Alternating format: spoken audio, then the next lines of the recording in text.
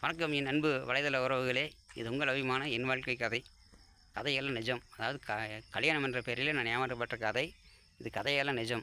சரிங்களா? அந்த கதை கேட்க முன்னாடி நீங்கள் வந்து நம்ம சேனலை சப்ஸ்கிரைப் பண்ணிக்கோங்க. அப்புறம் நம்ம வீடியோக்களை ஷேர் பண்ணுங்கள், கமெண்ட் பண்ணுங்கள்.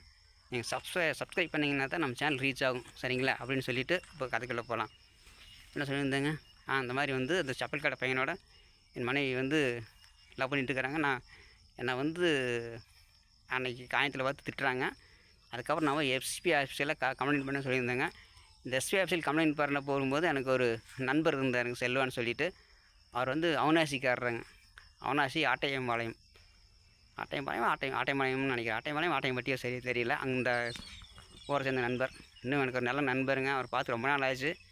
நண்பரே, ஒரு வேளை இந்த வீடியோ பார்த்தீங்கன்னா இந்த வீடியோவில் நீங்கள் எனக்கு கமெண்ட் பண்ணுங்கள்.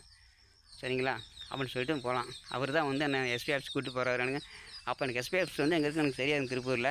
அவர் கூப்பிட்டு போகிறாரு. அவர் எப்படி பழக்கம்னு கேட்டிங்கன்னா, திருப்பூரில் வந்து நான் வேலைக்கு போய்ட்டு இருந்தேன், பனியன் கம்பெனிக்கு வேலைக்கு போய்ட்டு இருந்தேன். அப்போ அங்கே வேலை சரியாக இருக்காதுங்க. வேலை சரியாக இல்லைன்னா திருப்பூரில் வந்து அந்த பார்க் ஒன்று இருக்குதுங்க, வெள்ளி பூங்கா, மாநகராட்சி வெள்ளி பூங்கா. அங்கே தான் வந்து முக்கால்வாசி நாள் அங்கே தான் நான் கிடப்பேன். அங்கே தான் போய் உட்காந்துட்டு வருவேன்.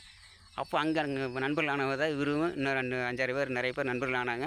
அதில் எனக்கு முக்கியமான நண்பர் இவர் செல்வா. இவர் தான் எஸ்பி ஆஃபீஸ் கூப்பிட்டு போனார். 2 பேருமே கம்ப்ளைண்ட் பண்ணோம்.